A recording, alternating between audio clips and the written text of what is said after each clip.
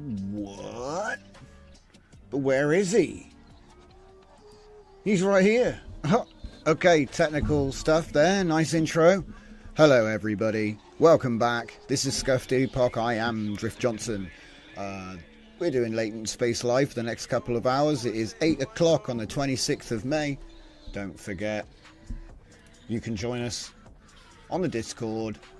There's a link in the description. All kinds of links and stuff going on over there.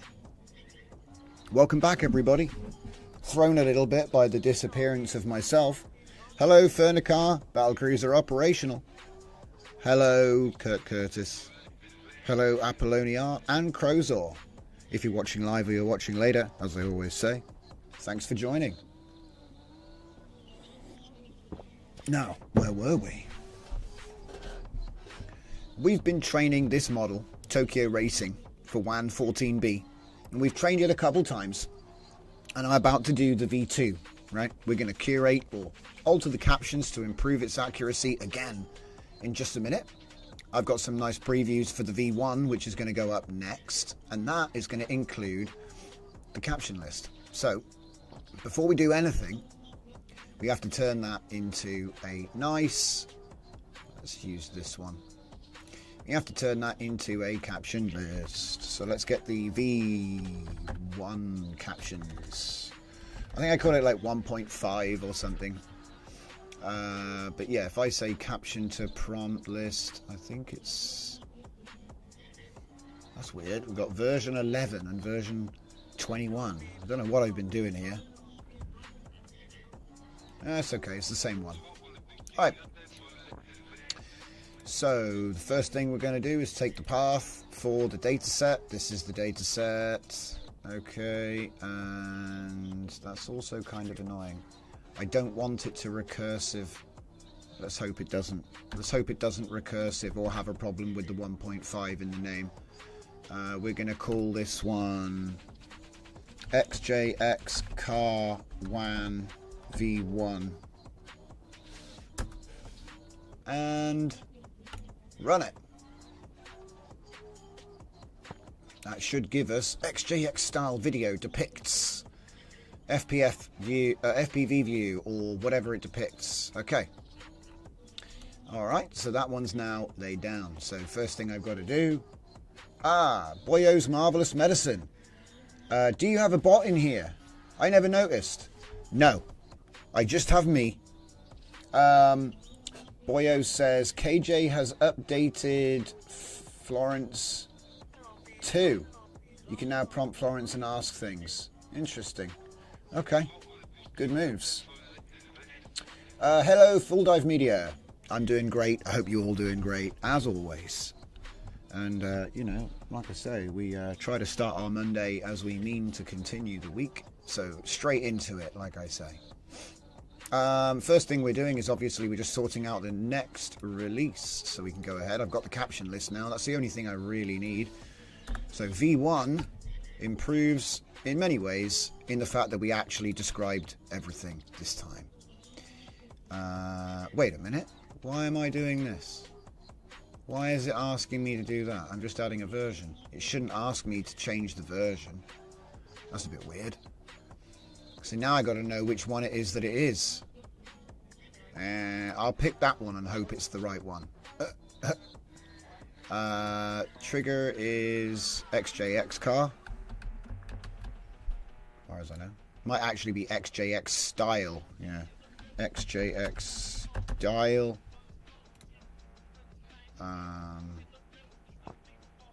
Yeah, I'll leave it at that for now. Okay, so then it's going to want the actual LoRa, so let's go and find that. I hope the audio's doing nicely tonight. We made some tweaks to it yesterday, so I should be coming through significantly louder than usual. Hopefully the music isn't so quiet you can't even hear it, but it's a constant battle. So we're going to go to the models folder and down to LoRa's.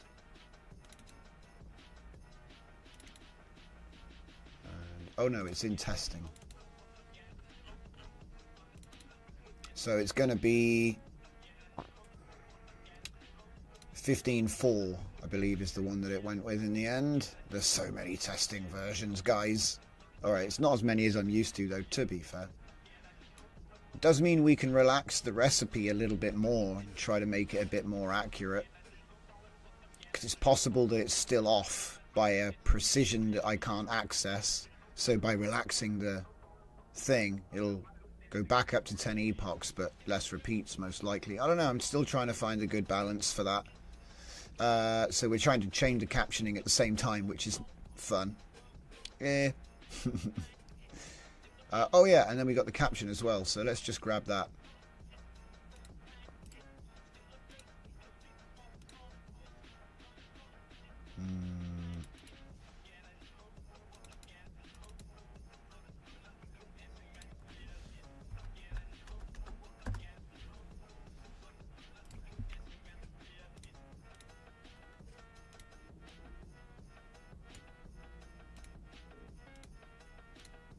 Okay.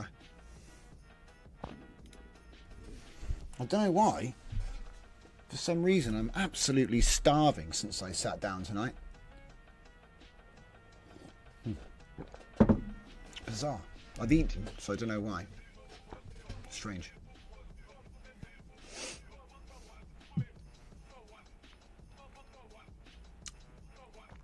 Ah, yeah, I figured it was you, boyo, because I know you're dragon. Dragon's back.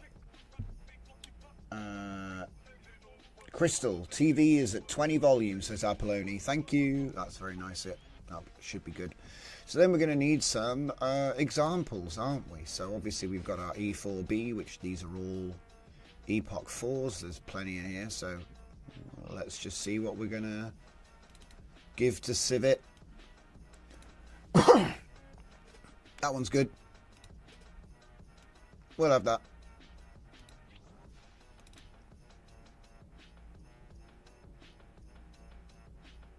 Gets a bit weird at the end, but yeah, that one's good. I don't want to do them all just from this set because I used the same prompt over and over and over again, right? Okay.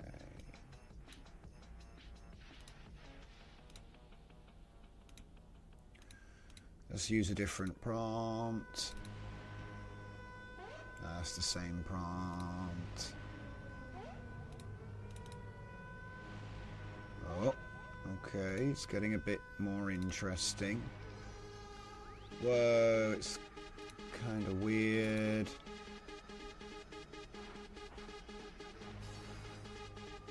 It's not bad.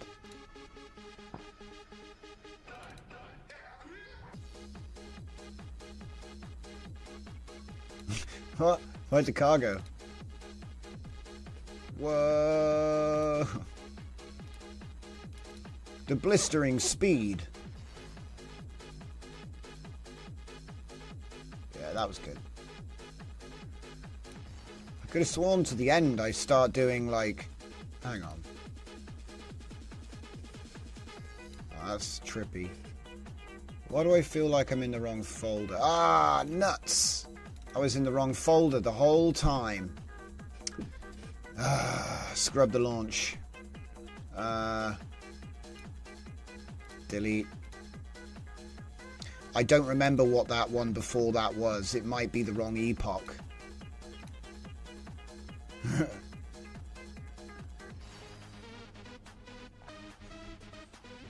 When I'm crystal clear, I set Alexa off.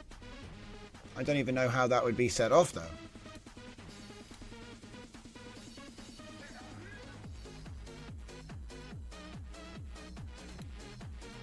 Okay, right. We're back to square one. Okay.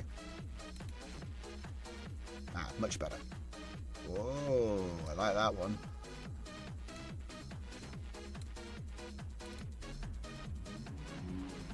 Oh yeah, there's another beast added to the fleet of Dorito-powered engines outside.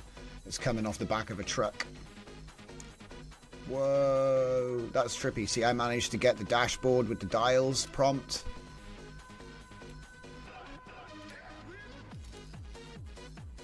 It's a bit low, but that's okay. Look, we're in a go-kart or something.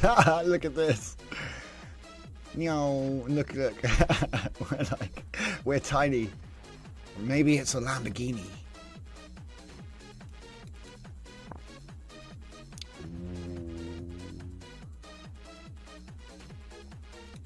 It's nice. There's some weird stuff going on where it isn't making the dash. What the hell's going on? It's good footage. But you'll notice that the cars are kind of often they're just becoming the same thing, or they're like you can't really see here. They're kind of the same car, just different colors, right? It's pretty much just ignored what they are. That was a pretty cool shot, even though it's like a crash or something. Yeah, nice. This guy must be filming on a motorbike. Oh look, we got the dash and stuff. That's cool. That actually is nice. Dash cam with this, that works. That's pretty good. Alright, well anyway, like I say, so the prompt list and all the demo videos are added. It's kind of just scanning some of them for you know, encrypted titties, but you won't find any on my cars. Right. It says create, so I must have picked the right one. I think if you pick the wrong one, it doesn't let you use create.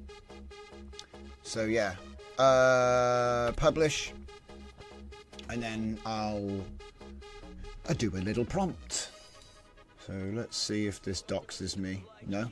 Oh good. Well, not really doxing, but you know how AI be with the secrets. So allow me to show you the prompt which I use to write this bit, because people have asked, how do you write this bit? Well, I do it like this. I go to Claude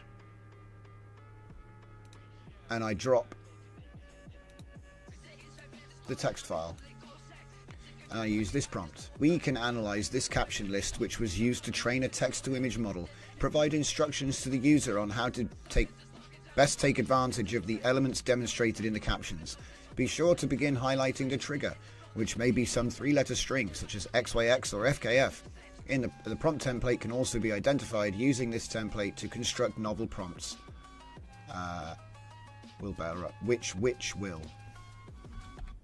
Which will better align with the outputs.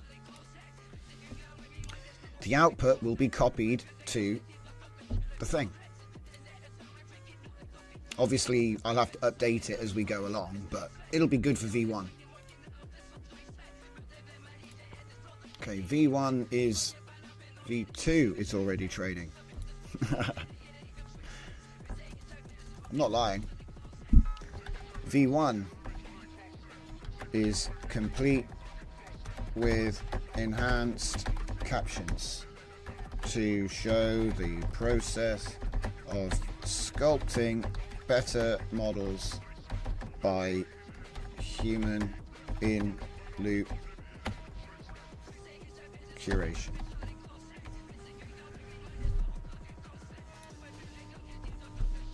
Curation iterations. I say curated, human in loop, curated, retrained iterations. It's a mouthful. I could probably make that better, but it's not the important part. So I'll just say enter V1 caption breakdown. Make that a little thing. Oh no, why is that a thing? I love the Civet thing. Somehow that is also part of the same text block. I'm sure it makes sense in whatever the mark code they use, but it's always been a bit weird to me. Look, see, it's still formatting here. Oh my god, it's a nightmare. And it's... Look, we've got to fix this. Enter. Right, enter. Can we turn that off? There. Man, it's painful. Alright. Let's get the output. And I do tend to copy that because it's rich, you know, has all of the taggings, the trimmings, and then we can just edit this. So I'll go, I don't even often take it out because it's fine, I don't care. It's not like I'm trying to, you know, but yeah.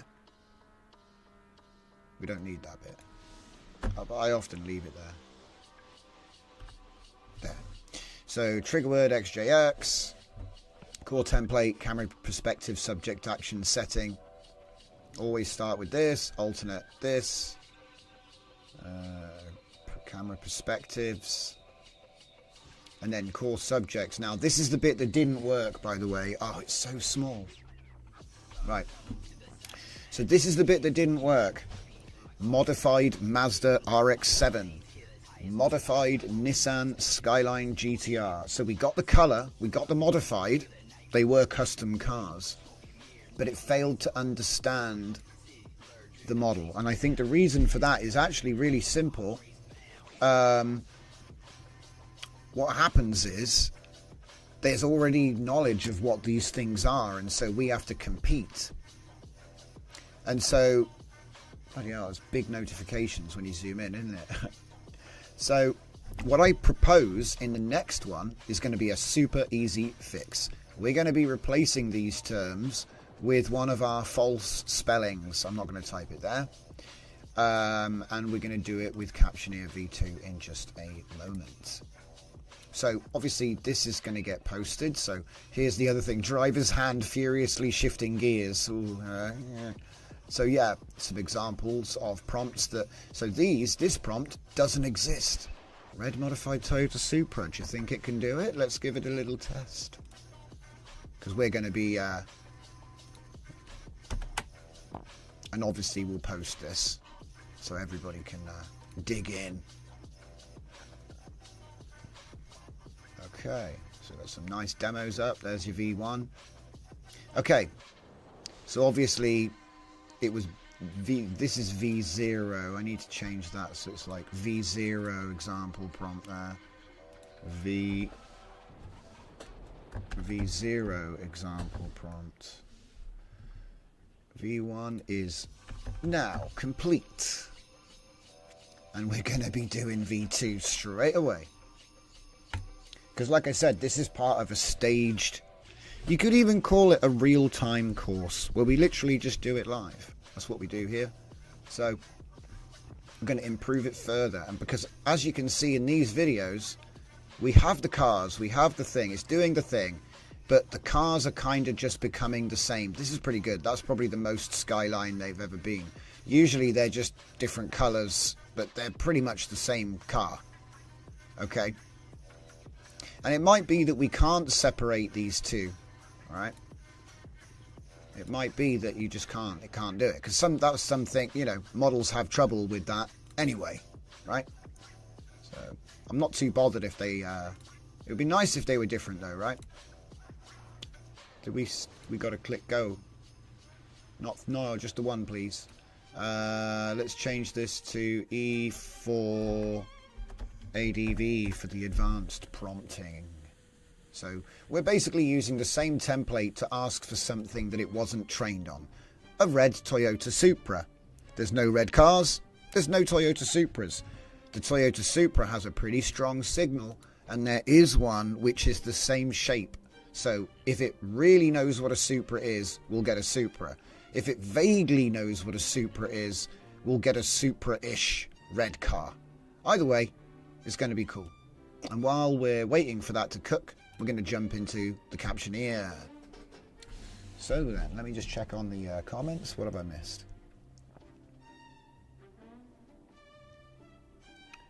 You make my dog look at the screen as well. Good.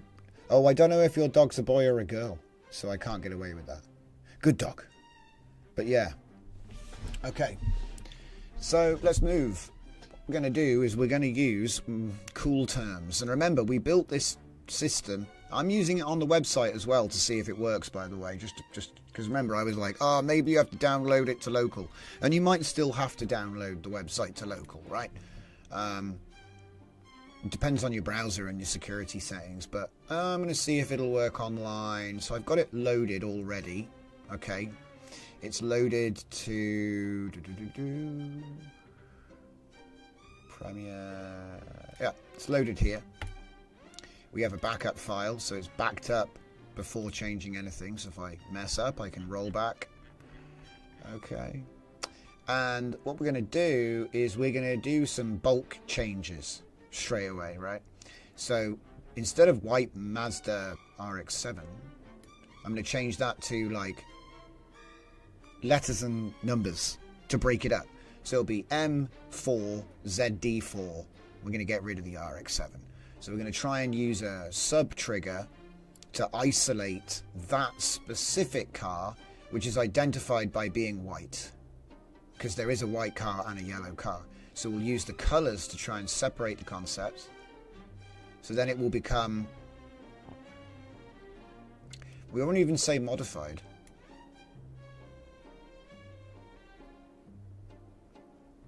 Do you know what? There isn't even a car qualifier here. I could have sworn I left... Ah, yeah, 2 cars. Okay, that's okay. Might want to change that. But that's too complicated. We'll just do what I'm thinking about doing. White. Okay, right. So copy that. Search replace. And we're going to do in quotes that. And we're going to change it to M4ZD4 car. I think that should work. So the idea here is to isolate that specific car by the color. It's worth a shot, I think. So yeah, like I say, we'll do replace all across the whole set. Maybe. Ah, no results found.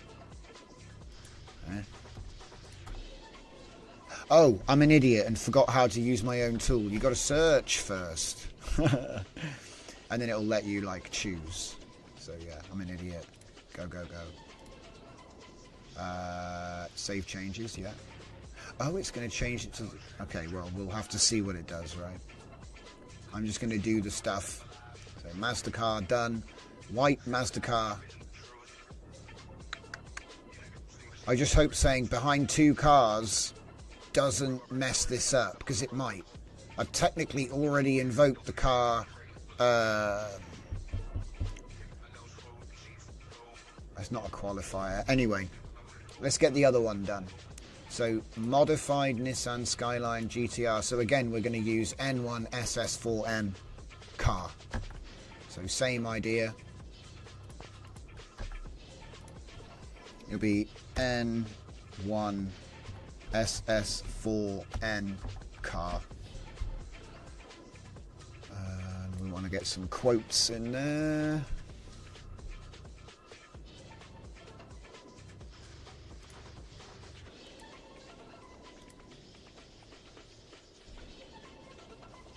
Okay. And then we'll just do a quick pass and see that... Wait, what? Oh, yeah, save it. Okay. That's weird.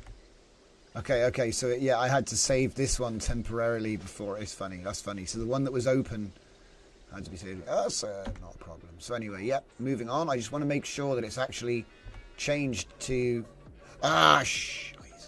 See? And this is why we have the system. So we can trim it. Car. I didn't need to put car. Okay, I got a better idea. Change all instances of car with car. Because I'm an idiot. There we go. 14 mistakes solved. And that's why we built the tool, guys. Right, next. Car, Nissan car. I hope this works. I don't know if doing a sub, because technically this is like invoking a sub qualifier, because it's like really what I want to do is depicts. I actually want to get rid of 2 cars. That's a pain. Okay, right. So I got an idea. To get rid of this.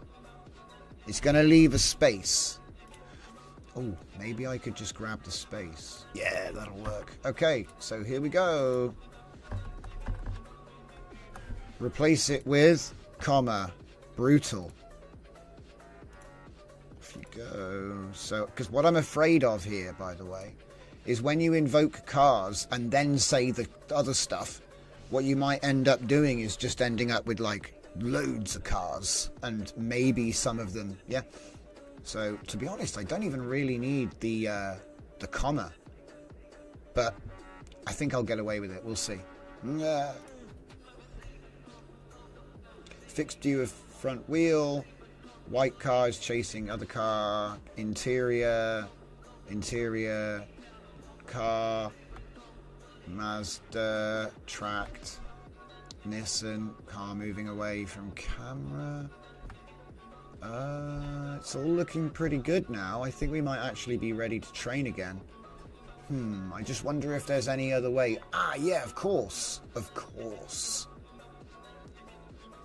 Right. Going back to some of my other repos. Let's see. Prompts. It's in my history, right? So we looked at this yesterday. I've got some like drift. It's high vid, drift, and we did this. Well, that's not WAN though, is it? Hang on. I'm going to just back up a second there. I was about to go down a track, but I've realized that it's not, that's not for WAN. So perhaps we should build a WAN prompt gen agent real quick. These is like the side quests that I live for, people. So what do we got here? It's essentially this.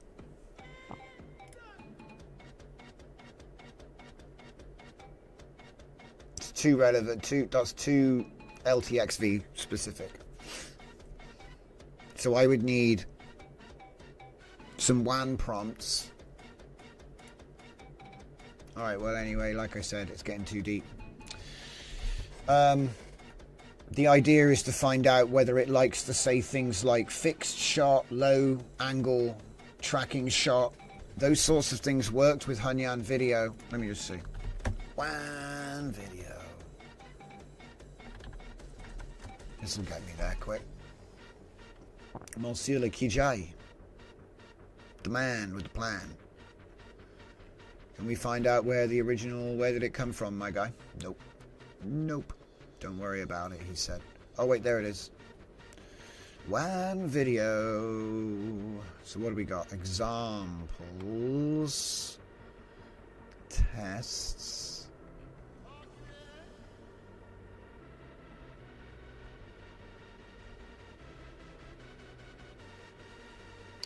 Examples. These are code examples, which is cool. But I'm looking for something far simpler. Prompt examples. Oh.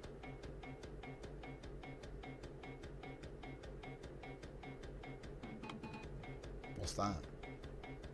What's this? Prompt extension. Extending the prompts can enrich the details in the videos. We enable... Cool. Alright, let me see the code for your prompt extension. Python generate. What does it do? It uses Quen. The Quen model is used. Quen 2.5. Okay. Extension local Quen. So it's a prompt enhancer. See what I'm saying? It's like, so if there's a prompt enhancer, I could use that. Do they have an example of this thing running, maybe? Ah, they got a Gradio.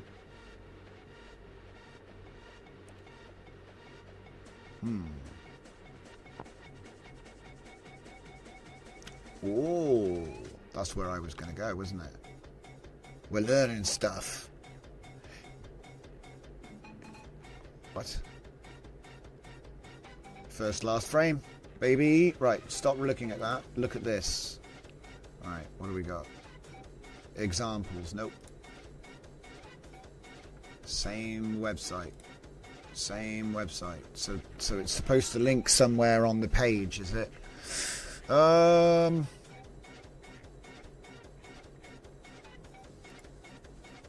Click on it. Doesn't seem to do anything. I think I might already be there. Are you linked to the same place or it's broken? I don't know. I just wanted to know. Oh, I know. The Python file will be here. We can talk to it. We have generate. So where have they hidden the thing? Is it in the generate Python? I don't think it is. It looked to me like it was a separate script. Generate Py skips the prompt extension. Okay. Using a local model for extension. Generate Py, use prompt extend. So it's built into that one then. I thought they had a separate, you know, like a separate script just for the extension. Nope. Can we reference here, as in here? I think an AI wrote this. Yeah. This link links to this text here. Good. Fair play, mate. Fair play. I encourage it. Okay. I do it. But they didn't read it, though. Okay, so I want to talk about prompt extend method. No. That's not what it's called. I want to. Here we go. Generate thing. No, where is it? Where is it? I keep losing it. Damn thing. Right. Run local prompt extension with thingamajig. There. Okay. So I want prompt extend model, right? And then do prompt extend model. And then if I go to this guy, we can have a little chat, can't we? We can have a little chat. Yeah. So, boop. So we're going to have a little chat. I want to talk about... Hang on.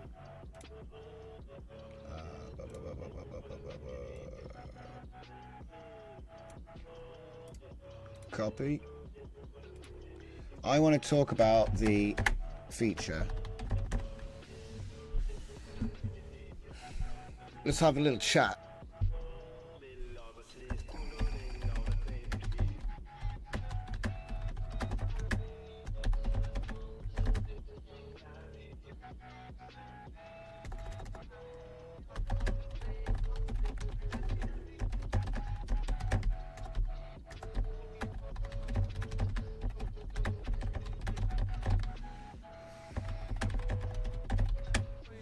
I can provide additional files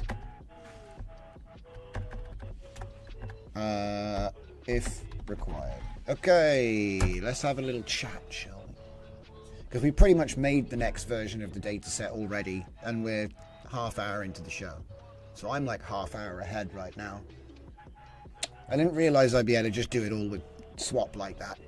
I thought we'd have to like go through it. I think we still will go through them all just to make sure it didn't like miss one. There could be an edge case, but you found example prompts for WAN. Do we have a WAN section? If we have a WAN section on the Discord, can you post them there? Unless you already put them in general.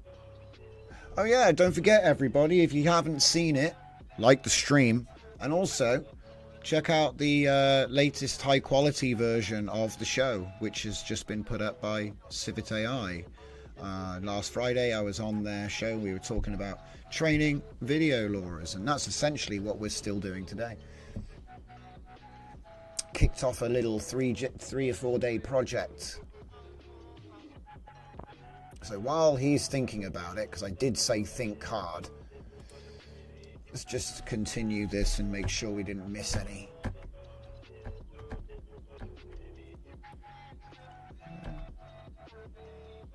Taxi cars.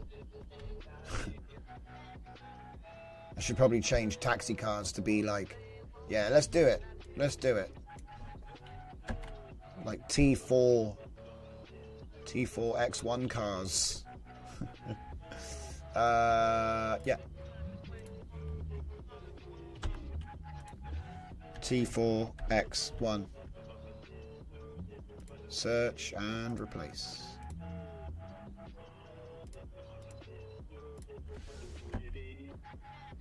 That car sounds good. One owner from new, apparently. Very nice.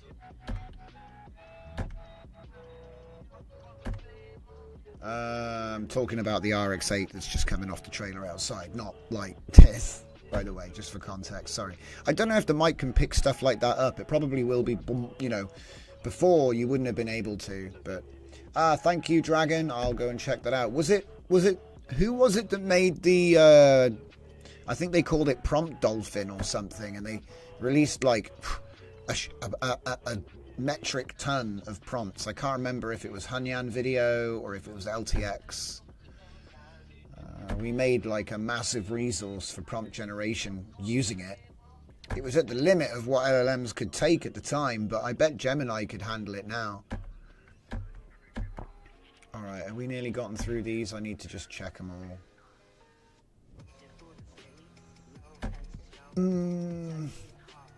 Yeah, see, the thing I'm thinking is it might be worth adding a few more qualifiers to each of these shots.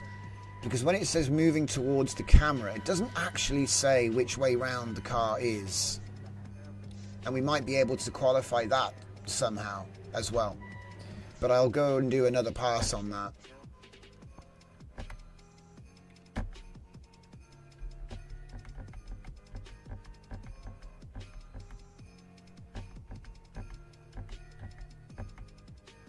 It looks good. I think it did the trick with every single one. So let me just have a look at this thing here. Thank you, Dragon. Let's have a look.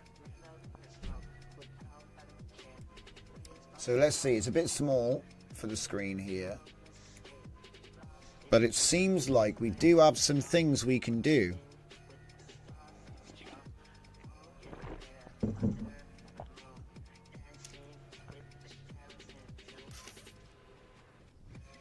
Multiple attempts. Whip pans do not work. Low angle shot. Close up shot. Close up shot. Overhead shot. Right, so that means we could actually be qualifying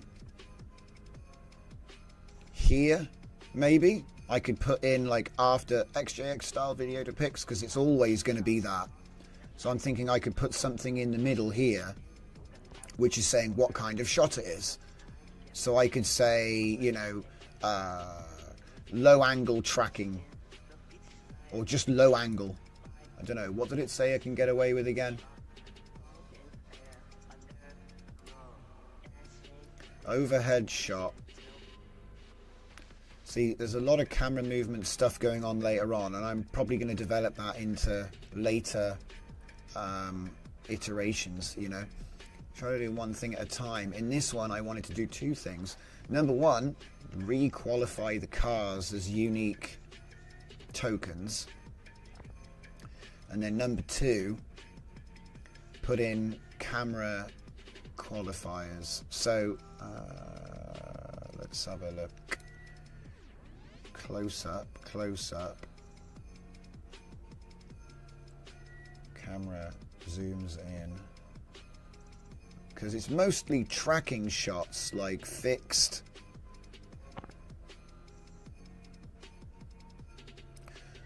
Or low angle sometimes. Let's have a look. And it's mostly just... oh, see, there's your low angle. There are a couple. So let's just grab low angle. Video depicts... You can't just put it there.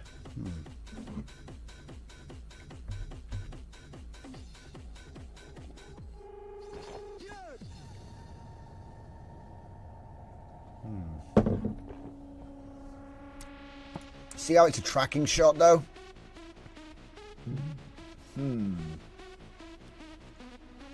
Penguin is the benchmark for Hun Yuan. Thank you, Point of Google. I couldn't remember.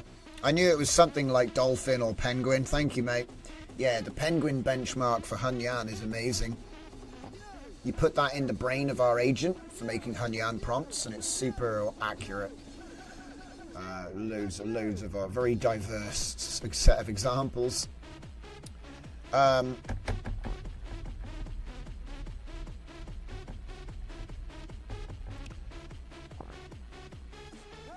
I could say low angle XJX style video.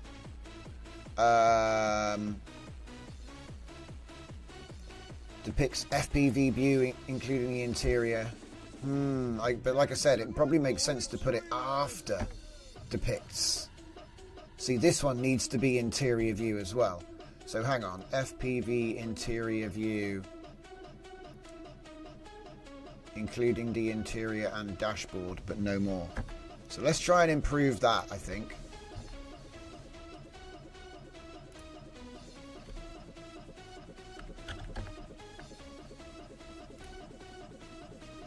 Yeah, that's a good idea. Just try to separate the inside from the outside. That's a good one. It's easier than... Mind you, that is just a low angle shot, so I'm going to try and nail them both. The pics. Low angle shot. Low angle view.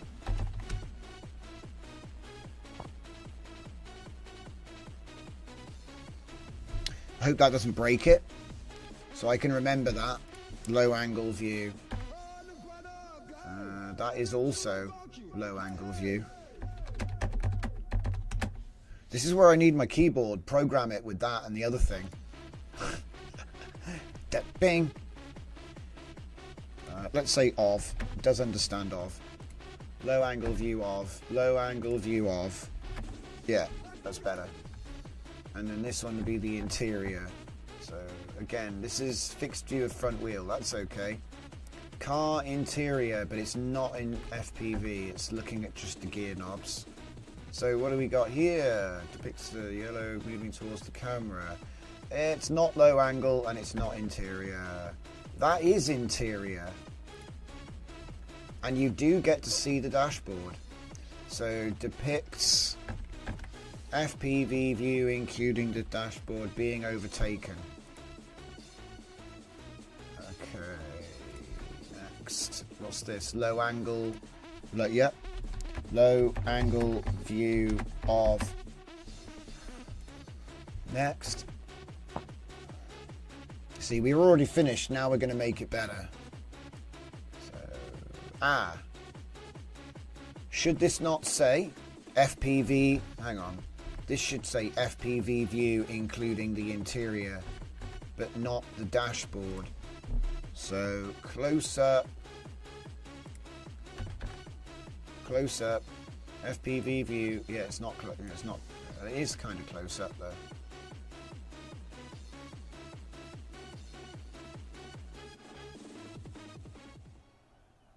Not the dashboard. Interior. The drivers. Okay. This is also from the inside of a car.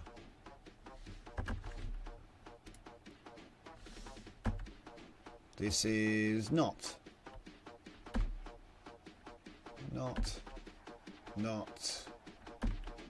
That is a low angle. What is it? Close up of. Low angle view, or just low angle close up. We'll try to blend the two things, see if we get away with it. Dazzling. It's not dazzling.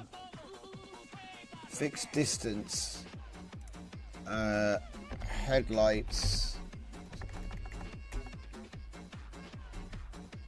Headlights are dazzling. The view. While racing.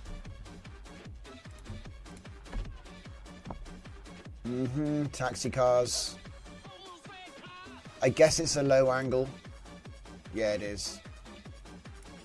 Low angle view of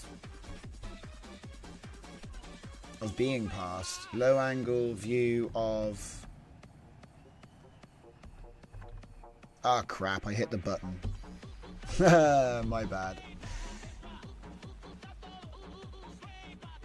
This one's tricky. Okay. Low angle view of taxi cars being passed. There we go. Yellow Nissan, white Mazda moving towards camera as they car through traffic. Yeah, that's fine. That's fine. Another one, FPV view. Yep, yep. Yeah. That one's okay. That should say all that. But not the dashboard. It's a bit like when you're describing a person, but you don't see the legs, so you don't talk about the trousers. You know, because they're not in the shot. Let's see, does it stay on it? Yeah, it does, just about.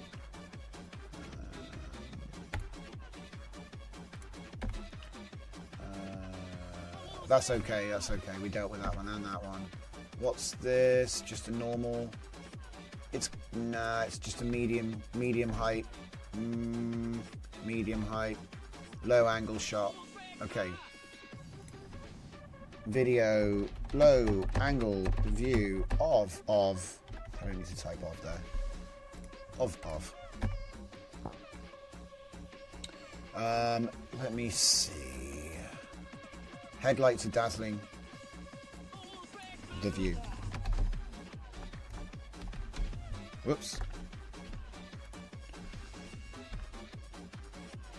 This is from the inside of a car, isn't it? Not really. Okay, we'll get away with that. Is this a low angle? Yes. Depicts low angle view of white. Well, where's the yellow car? I don't see the yellow car. Oh, it was in front at the start. That's confusing as hell, isn't it? See, when you get to the final trimmings, you actually would maybe trim off that first bit, but then you miss the cool motion of the lane change, so it's kind of like a dilemma. What I've tried to do to mitigate it is just put the yellow Nissan second and hope that it doesn't get overridden, because the video is mostly the white car. Well, the proof's in the pudding, so...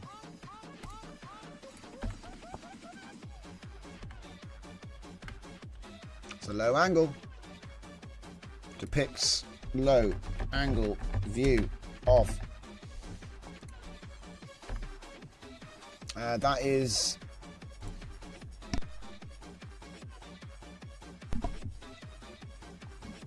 the interior.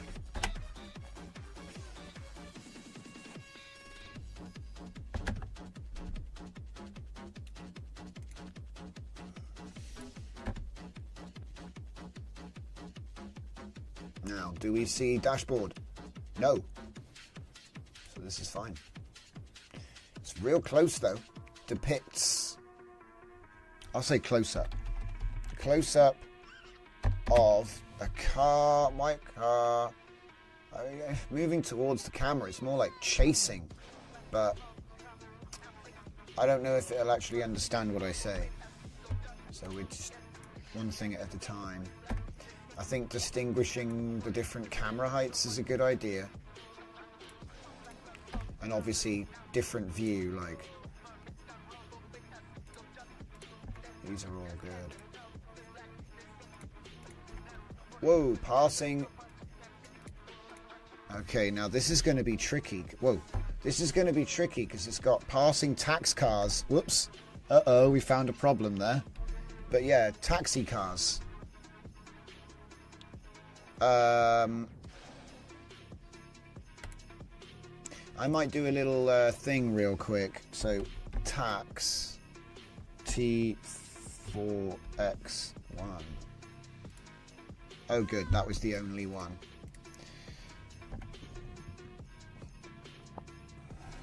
Approaching instead of chasing. Yeah, that would be a good one. The problem is it's like a fixed, you know, the cars stay at a fixed distance a lot of the time. So it's like, anyway. I might want to say facing the camera or something. Or facing away, but that's always been a problem. It's facing towards and facing away. So I'm trying to get away with it with towards and moving away, moving towards, moving. But there's probably a different way of saying it. I probably just have to describe the front of the cars. The front of the cars are reflecting lights as they approach, yeah? But we can do that in a later stage. Because like I said, it's like a sculpturing process where we just change a little bit and retrain it.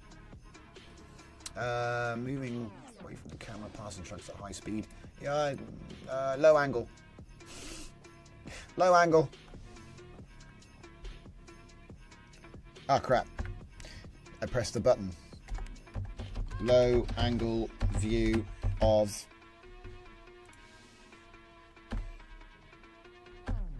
Wait, I just changed it to low angle when it wasn't. No! Hang on.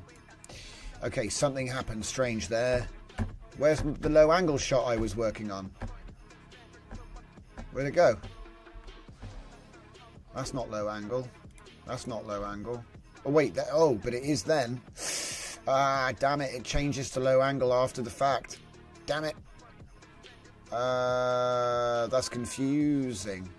This is why I might trim some of the clips in like a polish phase. Because the cuts are a bit awkward, you know? Again, I probably think a better way to do it is actually to use scene detection on the initial segmentation. So, you know, when we cut the video up into segments, maybe there's a pre-processing step we should consider by using scene detection so that it actually cuts the video according to the scene cuts, and then you segment all those videos as a batch down to 3-second clips for training. And then that way there won't be any like crossover points from scene to scene in the data, because that's what is that's something which has got to be. And I think that it's easier to solve it on the way in than it is to solve, because think about it, it's like, oh, it's a rat's nest of trying to find needles in the haystack, when really what we should have done is just, when you bring in the initial video, just do a pre-step, do a scene detection segmentation first, and then segment them down to 3 seconds. That's the way to do it, because then you don't have this problem. You don't even have to worry about it. So I think that's probably what I'll do. So rather than bothering, you know, it's easier to just recaption the whole set when it's such an early stage, but I'll use the same template, so it's not going to change, right? I'll just assign it. But I think that's probably the, like, for this model, I mean in future, for this model what I would probably do is just trim a couple of clips, because it's like 4 things to do that at the moment. There's only 4 clips that have a scene on them. I think this is one of them, 43. Yeah. He's on my list. So... But yeah, so anyway, I am actually going to tag this as what it will be, which is low angle view. Because I'll just remove... Oh, whoops, put it after depicts. Depicts. Oh, crap, I did it again. I hate doing that. Play, as you can see, immediately cuts to low angle view. So low angle view of... Save... Also, when did those buttons start working? I'm sure they didn't work. It's probably, this is the basic version. Okay. That's a callback to a previous show.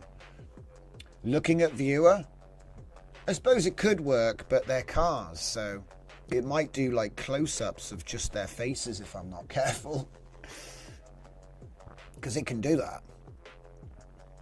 Which might be really useful if we manage to get this to hook in to the maximum, right? It's all about potential and yield at this point. Efficiency gains yield, and yield is ability in this sort of dimensional space. And I don't mean that like without me. That's not without meaning. That's the facts. Anyway.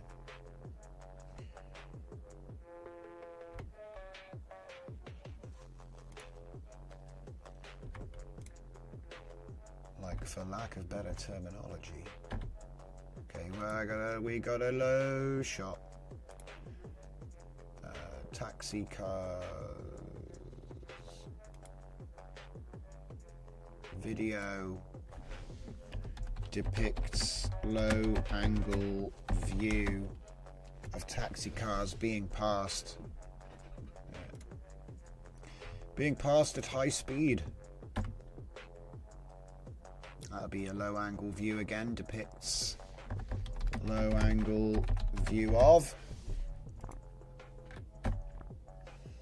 It's not a low angle, it's not an interior view, it's not a low angle, it's not an interior view. That is an interior view. See, I did a bad job with this one, didn't I, eh? Unless does it immediately go out? No. Oh, well, it does, kind of. So it's actually it's half. 53's on the list. I think we might have to do that side of things real quick. Just split those videos in the right place. Because at the moment, it's kind of like, wow, look at that. It's actually the car's view of what was happening at that exact moment. We are the white car. Yes, okay. So this becomes low angle view. All right, so let's say what it's going to become. Low angle view of.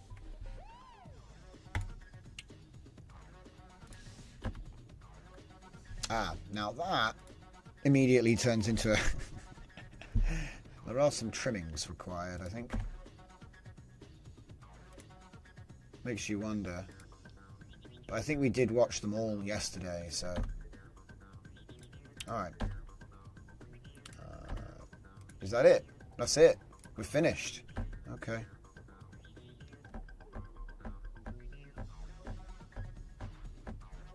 Okay. So let's find out what it actually did, because if you remember at the start, I wasn't sure. 2056, 57. It looks like it's been actually editing. Yeah, it's been editing the actual database here, and then we've got a backup, which is containing the original that we didn't change, right? So let's just put it by type. Yep. And we will do a quick copy V2, a quick copy and paste, which worryingly didn't work. Oh, there it is. Put it on names so we can... Oh, it's bloody the stupid grouping, man. There we go. So I just want to check the striping just to make sure we haven't like messed anything up here. So the easiest way to do it is change the size of the window so that it goes into columns, and then you can at a glance see they're all paired up. Okay. Obviously, for the size that we're dealing with, this is practical.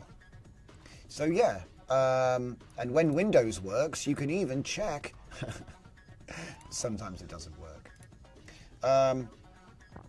So I think this is good now. I think we're good. So what I'll do is I'll just give this one a little compress and change it to XJX car V2. We've got the WAN in there. There we go. And that means that we have hit our target. We're training it. It took 1 hour to explain everything and do something else for half an hour first. Isn't that cool? Well, I don't even remember. Let's just get it done. So we're going to go video, we're going to go style, and we're going to say XJX car WAN V2, because that's what it is. I'm going to agree, and I'm going to take my educational data set. Where are we? Put that one up. Okay.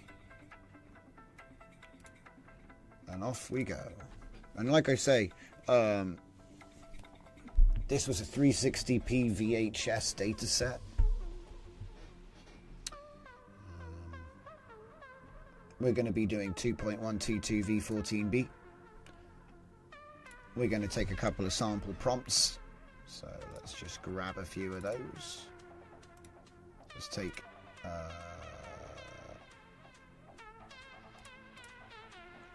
that one. And something else like the wheel view. That's always fun. A classic. Okay. Now we're going to change the settings again. I'm going to leave it on 10 epochs. It got 10 epochs, 4 repeats. Now what I did last time was I actually went up to batch 4 because it does let you. I've only got little files. I'm going to keep it on cosine. Keep it on atom weight bit, right? So I'm actually not, I think their settings are fine, but I'm going to change to batch size 4. So even though we like changed things, it didn't seem to make it any better. If anything, overtraining made it hallucinate more. So I'm not going to say these are bad, right? I think now it's fine tuning the unit, which it might be the case that you don't even need to do that either, guys. There's no point in changing the formula if it, like I said, if I can't improve the results by changing them, right? But here's the bit which I think is going to improve the settings. So the way that LoRa actually works is it clamps the association when you're training. So what do I mean by that? If you were to change this alpha to a higher number, right? Typically it would be 2, 4, 8, 16, 32. It will learn more, but it might include concepts which aren't part of what you're training, okay? If you put it up too high. So like by having it quite low, it makes sure that it doesn't like bring in extra things. I don't know, it's kind of hard to read because it's like what is detail, what is the network, you know what I mean, what does this mean, right? It says it right here though. Hang on, it's actually better to look at it like this. Yeah, the larger the dim setting, the more learning can be stored, but the possibility of learning unnecessary information other than the learning target increases. And it gets bigger. So we would often use like 32.1 is kind of a big bracket, right? So it might be possible to, and I'm not just talking about making this bigger because it'll be more quality, bigger LoRa. That's not what I'm talking about. It might be that actually 16 is better and you can half the size of your LoRas. But I'm not interested in that. I'm interested in the quality aspect. And like I said, 32.8, 32.16, 16.8, 16.4, these are all things I need to check. But we're going to get a 32.1 baseline, and then we'll start playing with this for the next retrain. In fact, I might need to retrain this exact model a couple of times just to see. But yeah, so this one is 32.1, and it's going to cost us 3,300 buzz, so we got plenty of budget to see some differences here. Obviously the winner gets uploaded to the, to the page. That's how I do it. So you don't get clogged with a bunch of experimental crap. I keep that for the live. So yeah, there it is. But let's do the other bit, right? Like I said, I've just explained. We're doing it now, yeah? If I don't do it now, it won't get done. That's how life is. So I'm going to come in here and I'm going to say XJX car 1, and this is going to be V2, but instead of just V2, I'm now going to say, which one should we do first? I'm going to go 16.2 and see what happens there, and then we'll do 32.2 next and see what the I should be able to get a baseline from that.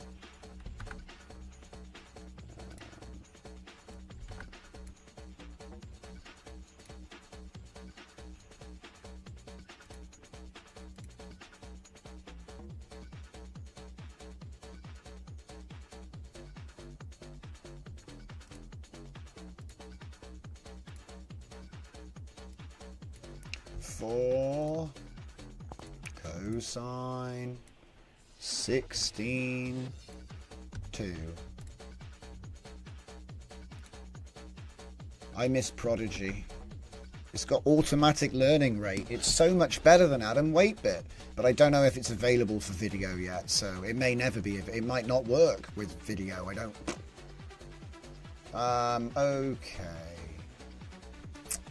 We need prompts. So let's get. Yeah, 36 is a classic.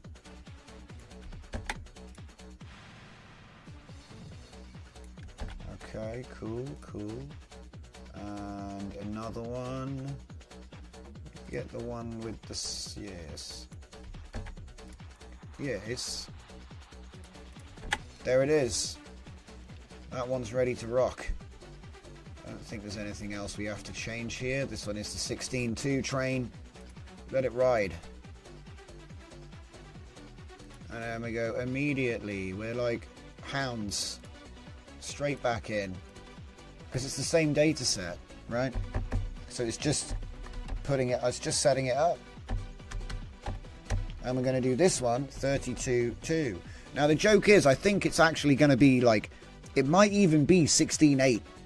Okay, so, but this should give me enough to, because if it's, you know, it may be there's no difference. It's usually that's how it works. No difference or it breaks. But every now and then, it gets better. So this one is going to be the 32.2 version. Obviously, it's the V2. 32.2 V2.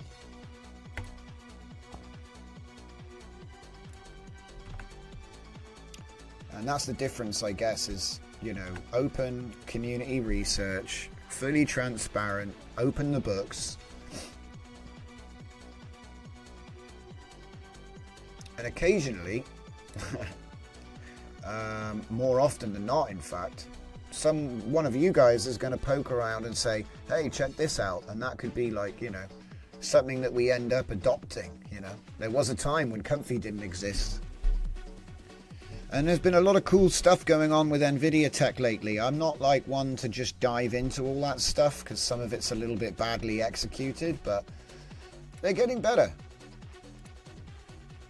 They got the money to just throw at it, so...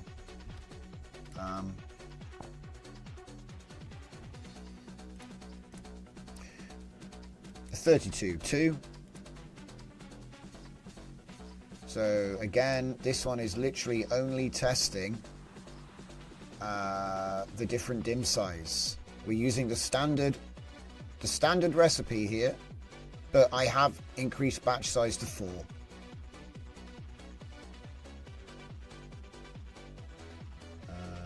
Okay, so yeah, we just need some prompts again. Let's get the same wheel view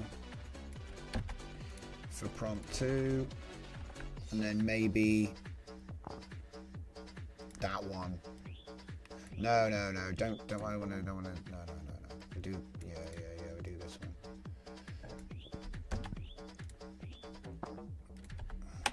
All right. Double check, triple check, quadruple check. It's looking good. It's looking good. Why did I not do multi-train? Because if one of them breaks, they all break. Even though multi-train is pretty cool for doing what I'm doing, and I would have used it. But, you know, this is fine. Now I'm going to stop there, not because I don't want to do it now, which I do, but because it'll just go into a queue, and, you know, because you can only do, I think, 3, maybe 4 jobs at a time, depending on your membership tier. So I'll put 3 on, go do something else, and if they all crash, at least I don't have to set all 6 up again. You see what I mean? So I'll just do it in 3s. Life comes in 3s, so you may as well work in 3s. It's a good comedy rule. Okay. So with that done, we've basically done everything we have to do. Right. Back to sleep, I guess. No. There's more. So one thing I did want to do is break down the latest addition to our collaborative effort with Vascular de Gamatron. I'm not sure if he's here right now. He might be lurking. But we've done a bunch of updates to the ArtGrid Studio, which is, I think it might be the, if not the best, the world's first SVG ArtGrid introduction site. I don't even know what to call it, but I call it ArtGrid Studio. And like I say, full source, full open source, everything's here. You've got the full build. You can build, it builds as a website or it builds as an Electron, so you got the full source there. The actual official web version is right here, and the newest release is not 1.8.8. It's actually 2.1.7, so I'll change that in a minute. But if I just download the portable release real quick and show you. So this was all done vibe code. And yeah, it's really good. Like I said, it's like for a concept, it's like start to finish, concept to production, fully done, distributed and done. It's done. And we can add to it, which is nice. So it's built as a modular system. It's not just like one and done. It's actually built so that we can add more to this. So enough talk. Let's check out the portable version. I will show the web version as well. They're identical. Okay. So it's on the wrong screen. So let's give it a bit more screen space. There we go. So, there we go. Right. So ArtGrid Studio, everyone. This was, like I said, a collaborative effort between myself and Vascular Degametron. What happened was I released a lot of source code and stuff, and obviously people can take that and they can make their own modes, okay? Just by going into the source code and getting a GPT or whatever to change it up. Gemini, Claude, whatever you want. I'm using Claude Sonnet 4 now, but I was using 3.8, 3.7 before that. Not 3.8. Shh, I never said that. So anyway, Artistic Grid is my original, and you can find this as nodes in the SVG suite. So it doesn't, this is like a demo to explain, you know, you can export the SVG, right? But really this is to show like what the process is, what it can do, and how you can like choose what's coming in. I have other versions of this already, right? With more or different options. But the idea is just to sort of convey this concept and show what you can do with it. So obviously I also made the ArtGrid V2, which is like a bit of an experiment. I don't think it's better though. He did the maze grid, which is really cool. It's got a bunch of different styles. So this is like a different type of maze, a different type of generation based on mazes, right? This is all done with SVG, so there's obviously no AI being done, and it's computationally efficient. And what we're thinking is using this in composition with AI artwork, or so complex layering and things, using them as features, or I've been doing a lot of image replacement, so background image replacement, and then put it into image to image. We've done a lot of work showing that off in the community. So yeah, maze grid. Let's take a look at some of the rest. This is actually my favorite one right now. This one, the circuit style patterns generator. I really want to see if I can emulate this in a node for image to image. I think it's going to do a different job to what my one does. And then Circuit V2, which was my attempt to see what would happen. We've looked at this on a different stream. This is a proof of concept to show what happens when you tell Claude to, what was it? It's like, you can do it. But I said that too many times, and now that's all I think. What was it? What was the prompt now? Let's find it. It's like, do your best. Don't hold back. Something like that. Let me see. This one. Here we go. Don't hold back. Give it your all. It's like a new prompt which Anthropic is telling us to use, like think hard, you know. So don't hold back, give it your all. Produces interesting results. And so what I did was I gave it the aforementioned circuit style pattern mode. and then gave it the circuit style mode. And this is what we got, you know, this is what we end up with. So it has like a pattern tab with all kinds of different advanced patterns which it's just come up with, and then it's got the colors where we can opt out of certain shades, yeah, and obviously change them ourselves with a picker. It's very advanced, you know, all of this stuff. And then it's even got an effects layer which automatically manages layers for you when you start messing around with different types of noise and luminance based, yeah. And then at the end you have the export. Okay, and like I said, there's more. Let's keep going. So we've got the balanced circuit, which is very cool. I like these a lot. And he actually had a bunch of different styles, I swear. Didn't he have a bit different styles? Oh, no, wait. This is the next one. So, again, it's like modern, you know, the modern art that you see? But it's all completely controlled with the sliders live. Infinite art, guys. And then he's got the triptych collection, which is actually 3 different types of circuit pattern generator, which are all, and then when you download them, the triptych comes with all 3, which is really nice. You put them together in like a set. Tile importer is interesting. I don't have any tiles on my machine right now, but what you can do is give it a simple tile of a symbol, and it will then do all of the other randomized stuff and make a grid, which is like tile in tile in tile. It's like a fractal tessellation of some kind. But anyway, I can't demo this one because there's nothing. I don't have a demo. Sorry about that.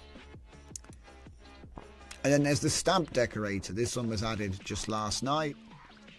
It gives you these artistic grids for making these sort of stamp looking things.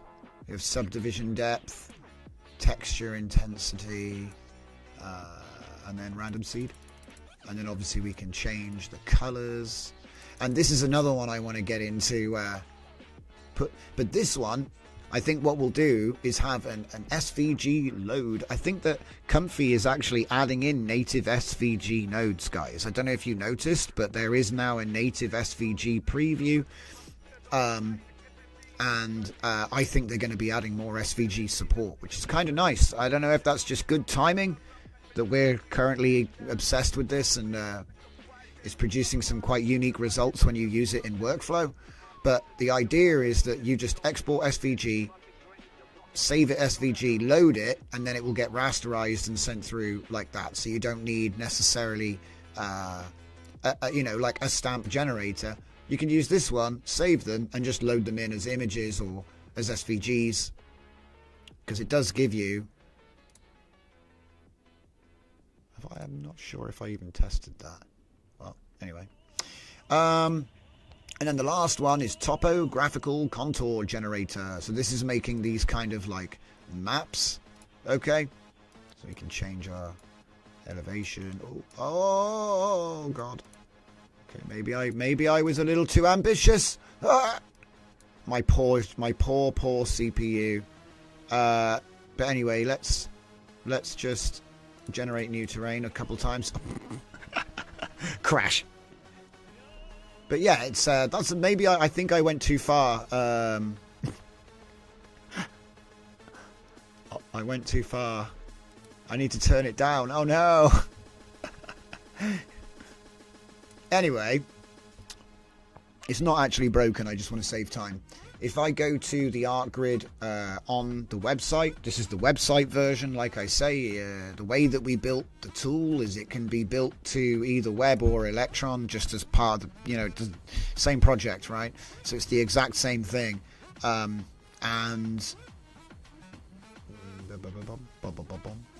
the ordering is different. It should all be here though. Let's see. 4, 8. I don't know. I feel like I'm missing some.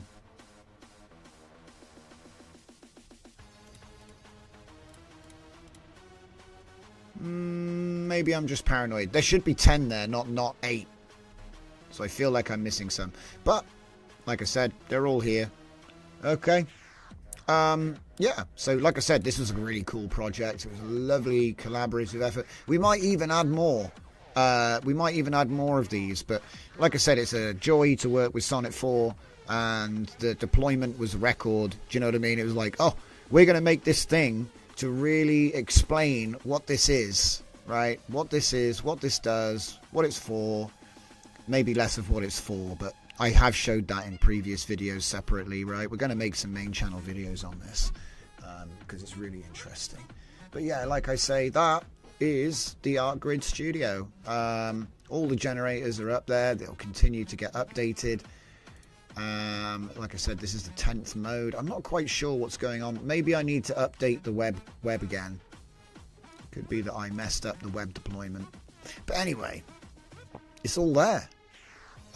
Is it perfect? No. Does it get the job done? Yes.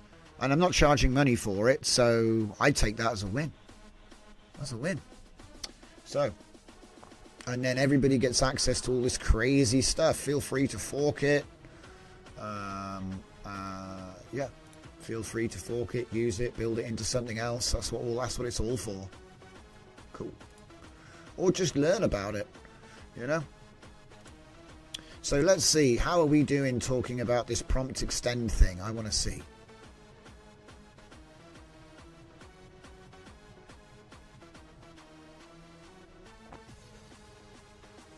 Didn't really tell me nothing. Could you share the prompt extend file? Haha, we found it. It's in WAN utils prompt extend.py. I knew it was in there somewhere. WAN utils prompt extend copy chat. Okay, and I'll say WAN /utils/ prompt _ extend.py.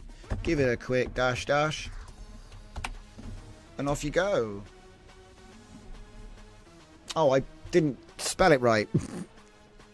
Glorious. I think he'll be okay though. I think he'll understand my monkey errors.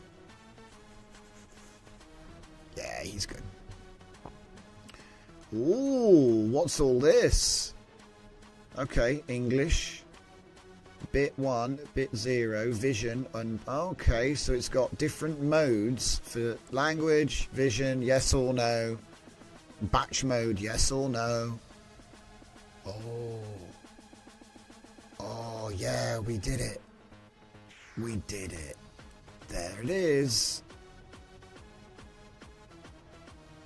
Oh, that's what I need. Hang on. Yeah. Okay, what makes this remarkable? The system adapts its enhancement strategy based on the task. Different prompts for Chinese and English. Professional cinematography. Understanding camera work, lighting and visual composition. Style expertise. Deep knowledge of different visual styles. Motion intelligence. Automatically adds natural movements and camera dynamics. See? There's your enhancement.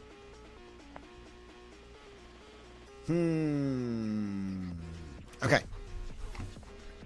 Can we create an agentic system prompt which can simulate this task to the best of its abilities, augmented by a list of example prompts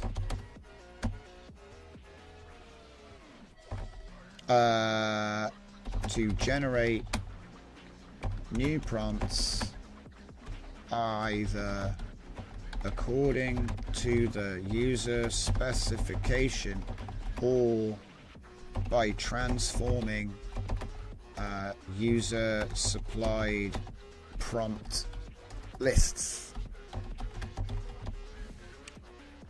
And of course there was a red herring there, and all of you viewers that have been here for a while spotted it. We never say can we. It's we can. Never can we. Always we can. This isn't a question. This is an instruction. All right. Little sidebar there, but it's super important. I know if you're regular, you already know all that. But I put it there deliberately so I could come back to it, just to make sure. So. Now that's only half the prompt, but it's good enough for now. The problem is, he's going to be too... Look at him, yeah. He's gonna get a little bit obsessed with all the other modes. Okay, so now I'm gonna say we can narrow the scope to only prompt enhancement without the language or format features. Yeah, without language, batch, language, batch or format, Okay. Solidify a clean template which will be used for all generation and prompt transformation. Yeah, boy. Because this is nice, but it's like, it's got all Chinese in it, bro. The reason was because it included a Chinese or English mode. You see, the original. Remember? No. It's the reason, Dragon, is because it. If you remember, when we read the document, it said mode 1. I forget where it is now. It's in the chat. Mode 1 was language. Remember, you have to set. It's like a 0 or a 1. So obviously we never specified. So we still got all of that. Which is why I'm going to narrow it down a bit. Because see, it had a bunch of stuff. Like, it had Chinese support. So that's the funny thing. Because it was based on something with... You are right that it's a Chinese model. So you're not wrong. But yeah, I just wanted to explain why that happened there. Anyway, so we now have the V2. So you are a professional, blah, blah, blah, blah, blah. Okay, I'm just going to read over this real quick. I mean, it looks okay. But it needs to be distilled. We can distill this prompt for use with Claude Sonnet for projects. Magic. It'd be great if he then said, "What do you mean distill? I don't know what that means."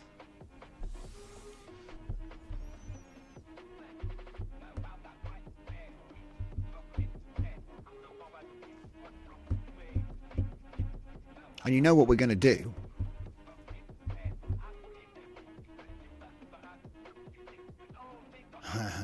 I got an idea. We're going to test this with our new prompt list. Okay. So we copy this. We go to a new project. We open up a new project. We call this one WAN Prompt Agent. Or, well, it's actually Prompt Enhance. Prompt Enhance. Reverse engineered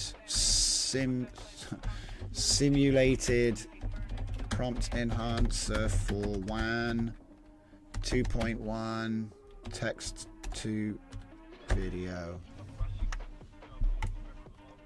I say reverse engineered because that's how we made it, and I say simulated because we're not using their code or any code. We're just going to use the logic.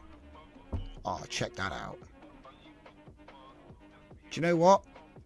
I don't even think it matters, guys. I'm going to make sure. I'm going to do what Dragon said anyway. Do you know what? Because he is still using Chinese. Use English 100% of this prompt. Because I think that's infected me from where I didn't tell him earlier, and yeah, we need to get it out of there. Because it will confuse things. Oh, look at that. He can speak Chinese. Isn't that cool? It wasn't even a problem for him. So, copy that. Oh, wait, it's not done. Yeah, it is. There it is. Copy. There we go. It's much better. Much better. Much better. Boom. So there we go. It's much shorter now. Save that. Good. Don't even need Ace Hollow or nothing anymore. Isn't that cool? Okay. So now I'm going to say, please use the WAN prompt enhancement agent to enhance my prompt list. And then attached. And then I'll give them the file name, which is xjxcarv1.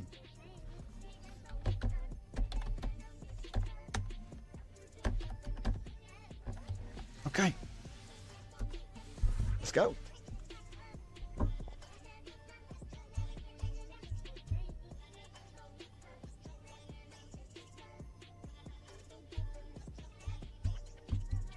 Nice. Wow.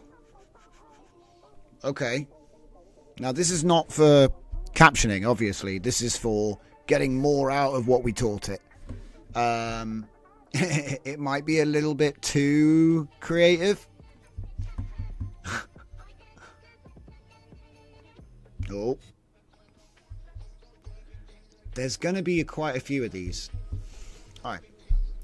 Let's see if that Supra prompt worked. I mean, it's red.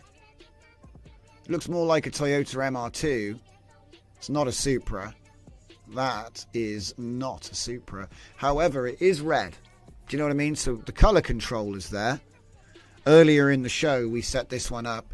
We gave it a random prompt from the examples because we have the documentation done with the examples done by AI. So obviously it hallucinated a few prompts that it thought might be good.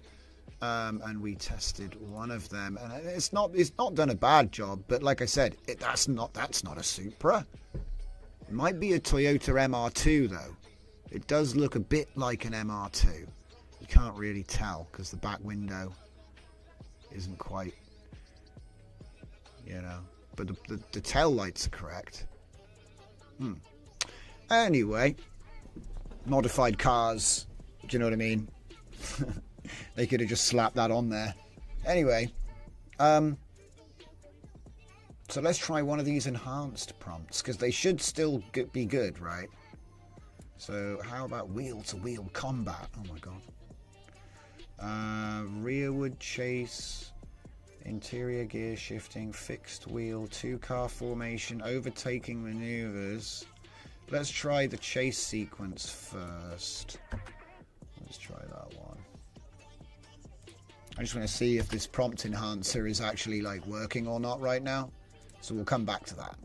If it does work, I'll put the agent prompt up on you know where. The agent prompt will be up on the GitHubs. But that's going to take about, I don't know, some minutes. Right, so... Yeah, the only thing that you could do at this point is to extract a frame or two. I would say one to keep it less confusing, but extract a frame from the video that you're training on. Not to do the whole caption, alright? This is important. Not to do the whole caption, but to consider taking some elements from that captioning process and then adding them manually according to your template, right? It's kind of how I was putting in the low angle and stuff like that. So I mean, looking at the wording on this, it's saying XDX style found footage. That should be at the end, which is weird. Featuring first person dashboard view with loading speedometer needles, quivering at red line, RPM dials illuminated in amber light, chase sequence following white, modified and yellow through neon lit Tokyo highway tunnels. Handheld camera shake mimics high-speed dispute. See, I never would have actually typed that. But dashboard reflects street lights, creating lens flares across gauges. Engine vibrations blur the frame edges. Night racing atmosphere with motion blur streaking past side windows. Gritty film grain texture throughout. That's an interesting one. Put the grain in the generation. Wonder if it works. Low angle interior shot emphasizing speed and danger. Interesting. Oh yeah. Has anybody tried using the LTX upscaler on WAN outputs? Has anyone tried that? No? I was thinking about it the other day. I was thinking, well, if this is just a workflow that takes stuff going into it, I mean, could it be that the solution was right here all along? I don't know. I do wonder. Let's make one that has just the upscaler, yeah? For fun. So let's see. This is where it starts.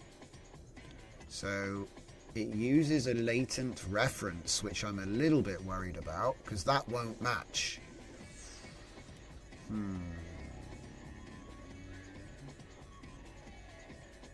There's another video upscaler called Hello Upscaler. Oh, Dragon says you find it too slow. Okay, that's fair. It does make me wonder though, do you know what I mean? Like maybe there's a way to rebuild this workflow. The problem is that look at this, see this? Maybe you can run it without this? I don't know. Because, like I said, if it needs a latent input, it's not going to match. Do you know what? Let's just do some stuff here.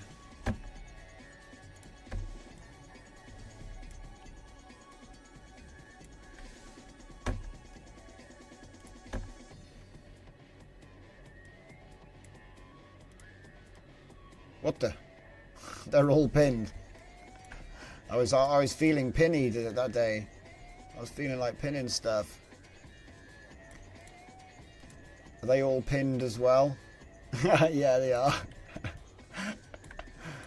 It's like a little joke, isn't it? Just pinning things. Okay, so what's this down here? That's a bunch of Zenkai stuff. So, you know, could use that to orchestrate the initial videos. See, that's the thing. I need a Zenkai video thingy. Didn't we already make one with scene? No, that's for images. Or is it? Scene video 1. Okay. So yeah, I did make like a Zenkai video.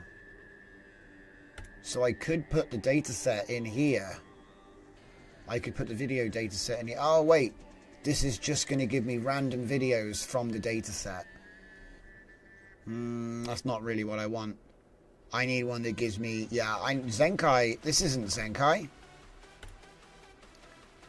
This is just random scene. Zenkai needs prompts. Zenkai's a prompt gen. Where's the prompts? No prompts. No Zenkai. Bad Johnson. Hang on a minute. So Zenkai scene. Yeah, well I guess I could make Zenkai prompt, which is actually correct.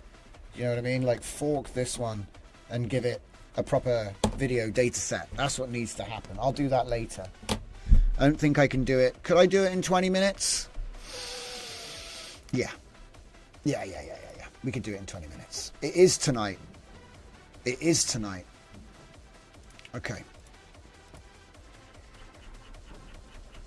Zenkai. It takes too long. I've made too much stuff. Right. Where is it? Zenkai. Scene prompt. There. Scene video. Right. Okay. So we open this one up and we give it our standard prompt, which is we can create a new custom node for Comfy UI named Zenkai video prompt. Yeah, that's fine. Zenkai video prompt.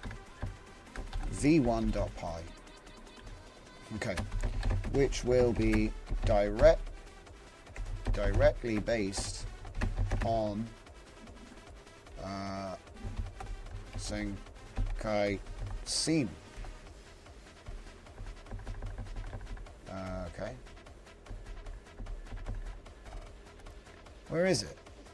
Oh, you need a capital S, of course. Of course, you need a capital Z and a capital S. So much stuff. Scene. Video V1, there it is, thank God. Okay.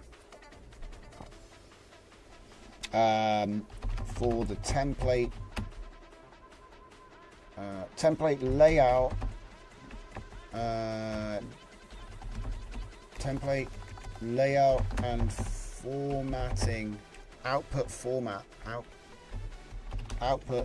formatting, yes. We will keep all the logic and parameters. So this is a bit different from normal. All the parameters from this example node, while adding the prompt output functionality.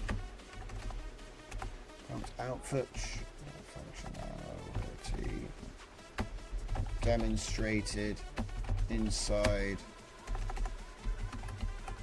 Zenkai prompt v5, which will give it sequential, prefix, postfix, and random. I think that's going to be good. Okay. This will allow video to be loaded from user configured paths inside, what is it? Yeah, from user configured, oh my God. User configured paths with the matching prompt. Okay.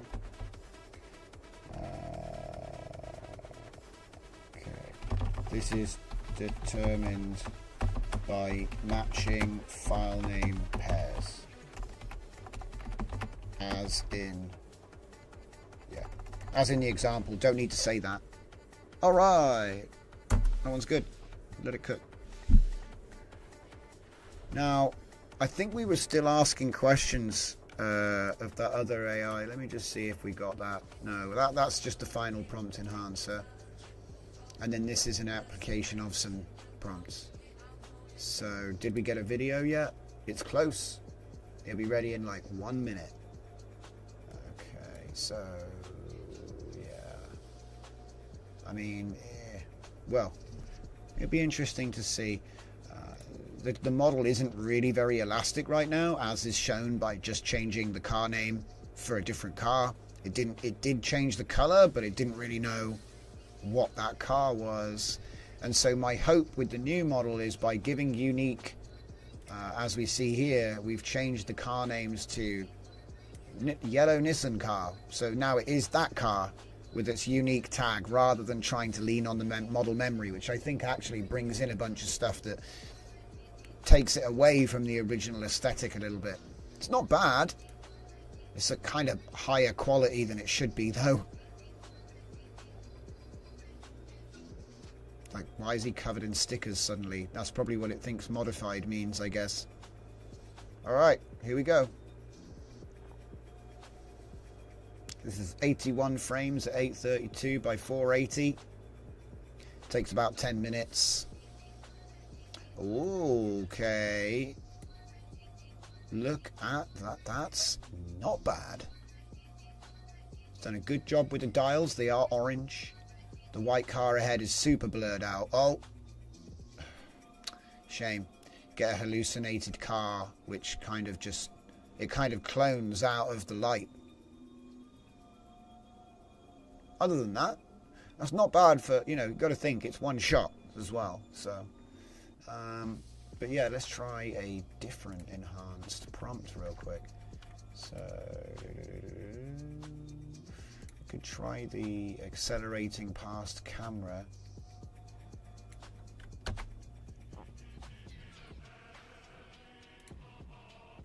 didn't do a bad job.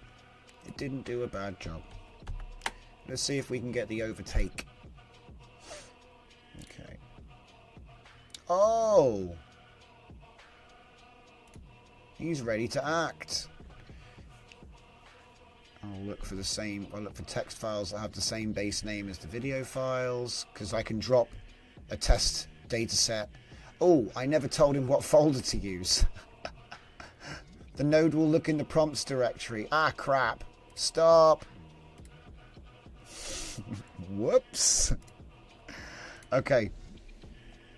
I forgot to tell you. Don't say that. Just say, this new node must look inside a new folder for these video prompts. Okay.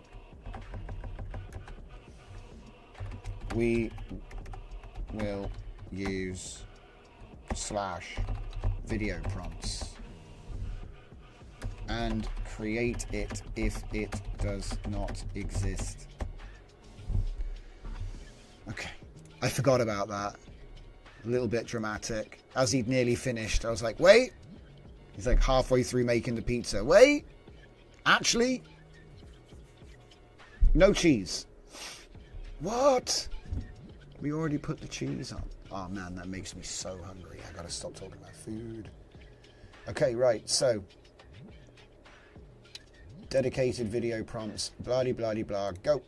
So he was already, look, he got to line 88 miles per hour. Okay, so that's cool. We got 8 minutes and 56 seconds left on this. And what else can we do here?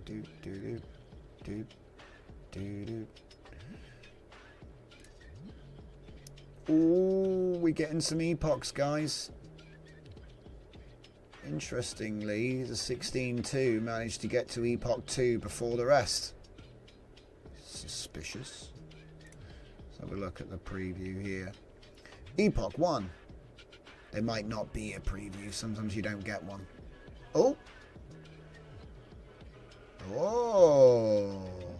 It always looks weird in the previews. I think it's because they use a different CFG and stuff to me.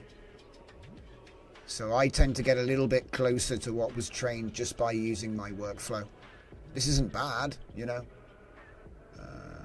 But yeah, we're actually going to go ahead and take a copy of that one.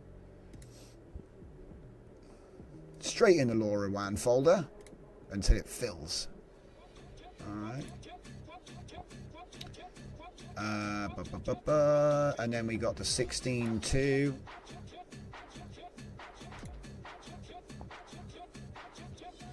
Oh wow, look at that. It's completely different knowledge of the car. Real hatchback racers go in reverse. Okay.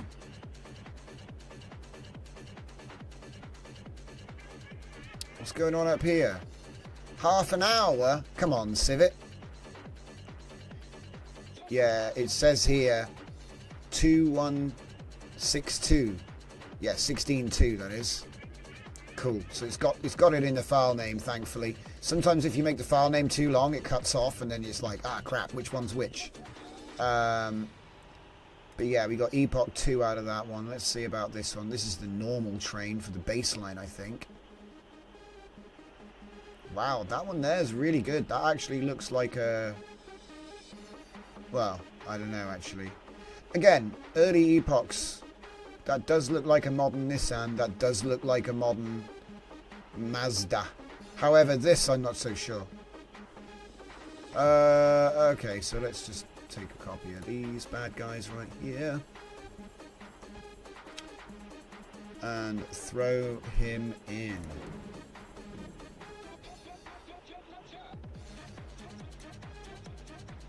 Okay, 5 more minutes.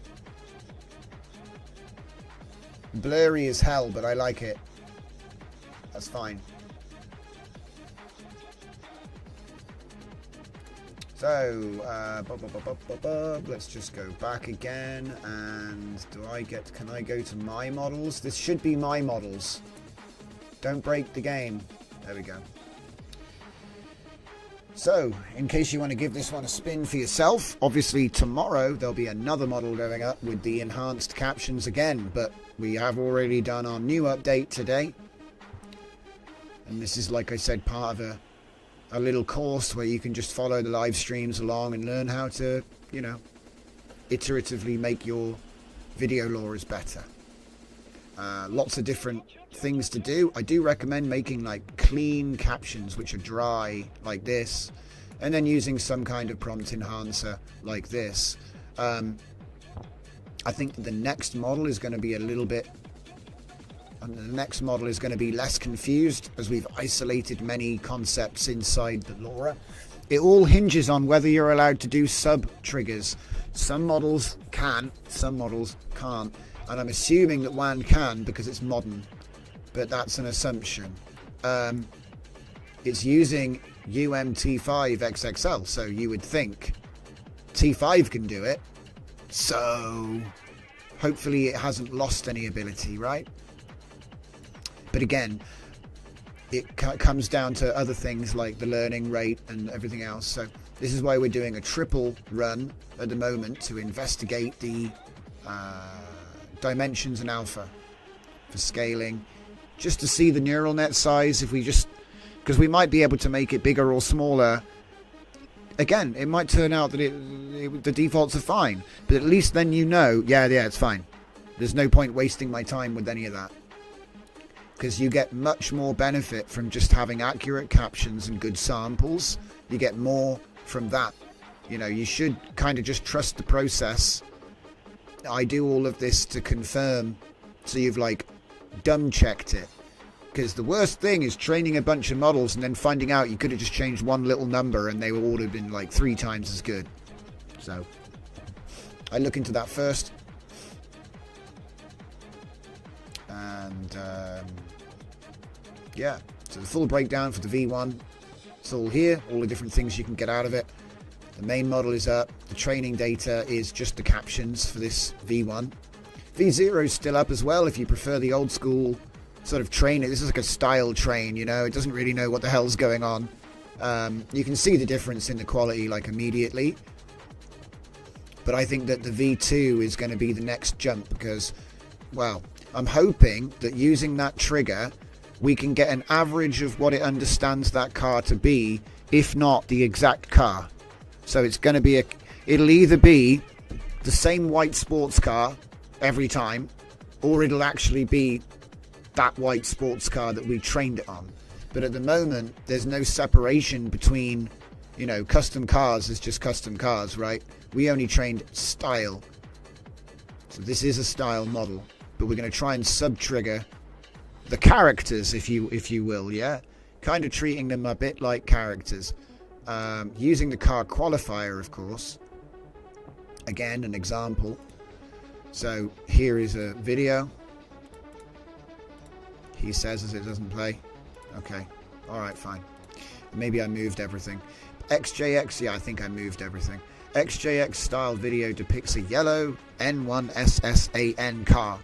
So it will learn by color to assign the trigger, and then hopefully we'll be able to call up not just any car, but that car, while still running the XJX style. This one is probably the most complex, because, you know, there's 2 characters in the same thing, and it's very common for concepts to merge. So, you know, keep that in mind. Yeah, I've deleted the data set. It's not there anymore. Alright, refresh that. But yeah, this is really cool. It works. You don't have to download it. On Chrome, anyway. How are we doing here? Oh my goodness me. Why are they so slow?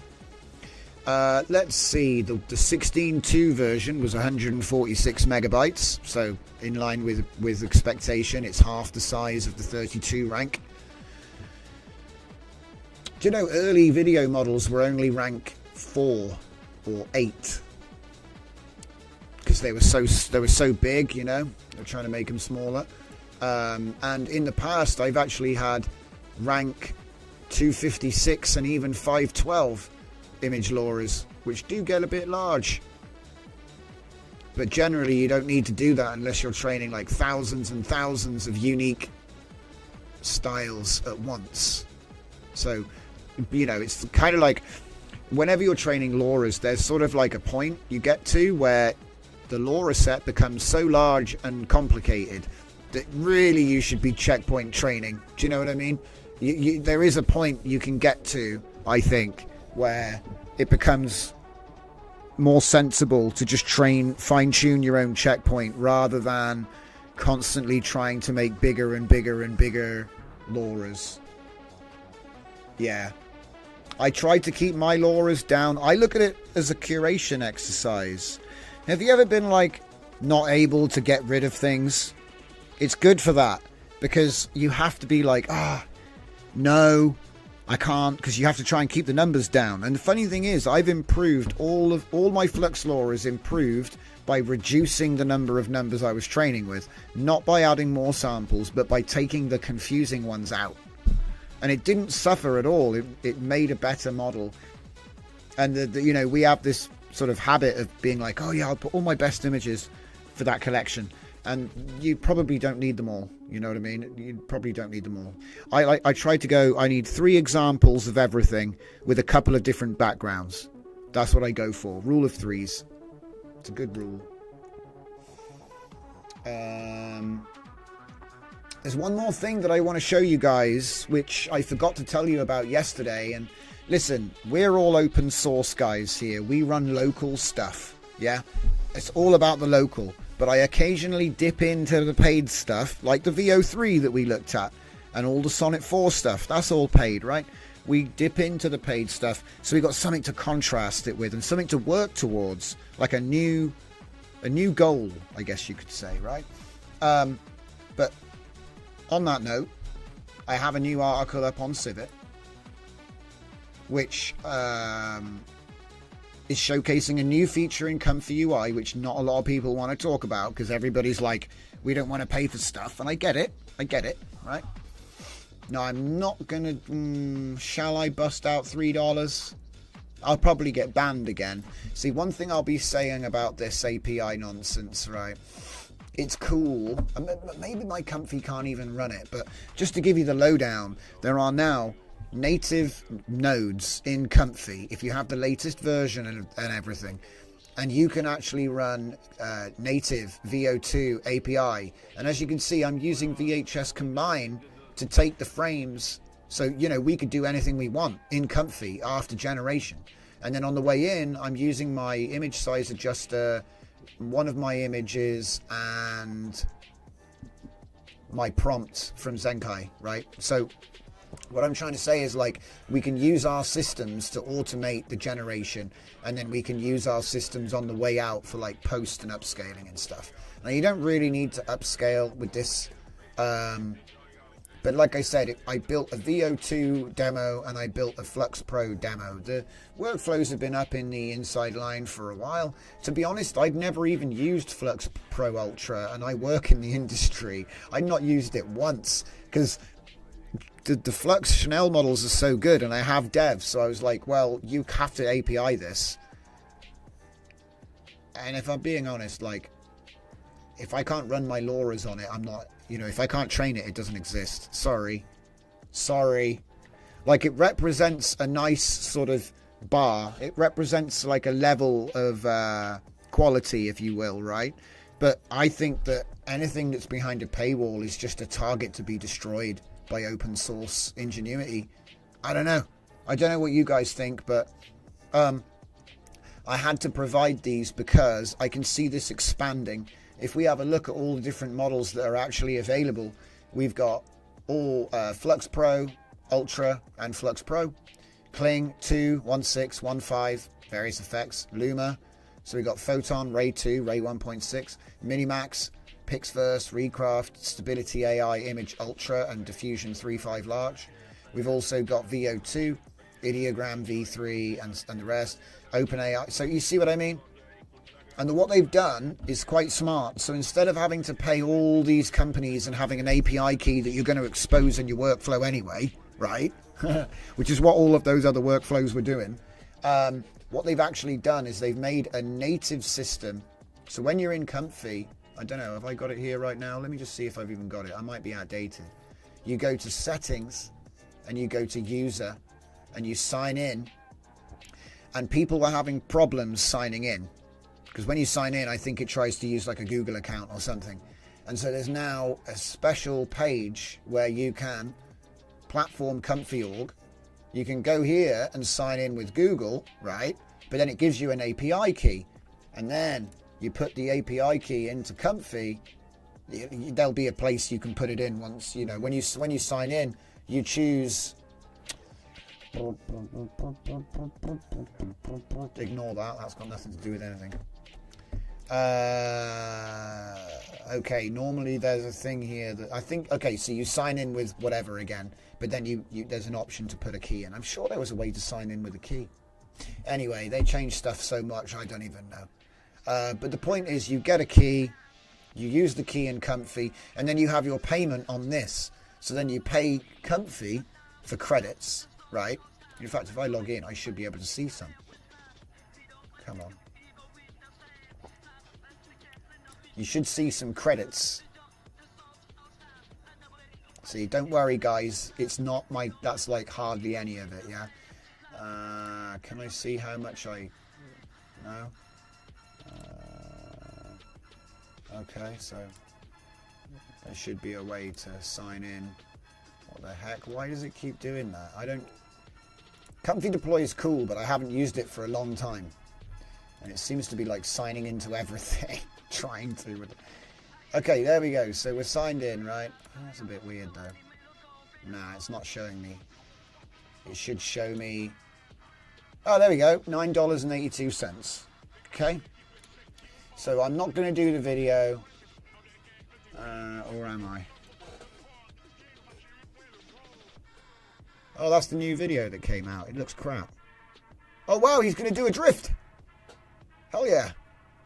And there was me saying it was crap. Oh, that's not a real workflow. Come on, man. I downloaded it fair and square.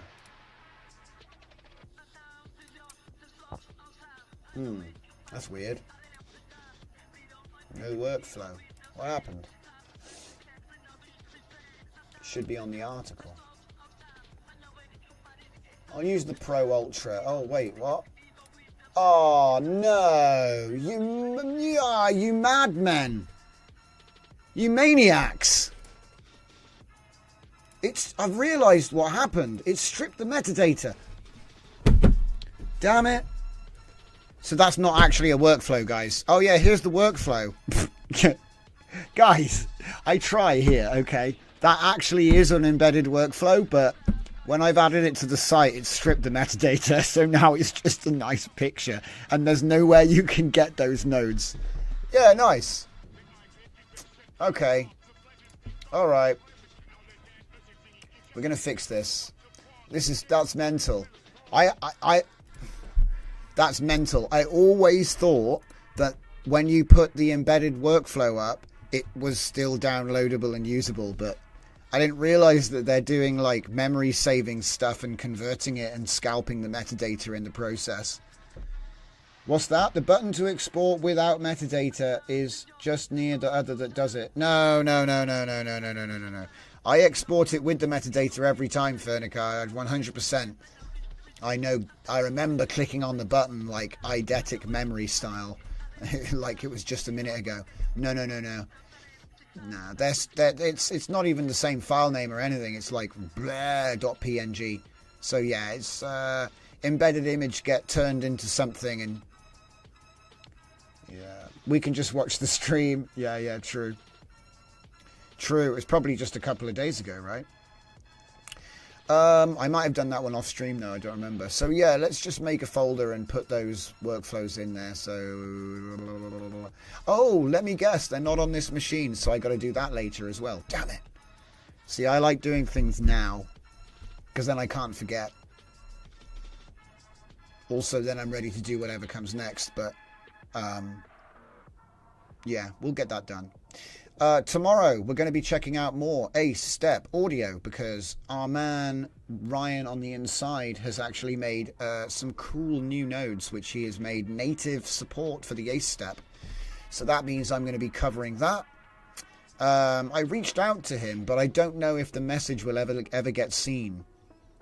So if you are a viewer of Ryan on the inside, let him know that we're trying to get in touch. I couldn't find an email, so I had to just message him on Civet. And to be honest, I never check my Civet inbox.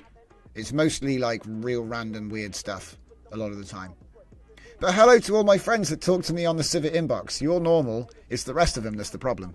A lot of thirst traps randomly DMing everyone with obvious six-finger setups going on. So I respect quality. But here it is. We're at the end of the show, guys. It's been fun. Did we get that last one there? Yeah, we got that last one. So yeah, it's been fun. Look forward to the results. We got many models training. I'm going to be testing them tonight as I work on various projects. So yeah, same time, same place. Give us a like on the stream, guys. Thank you so much. And I'll see you all soon.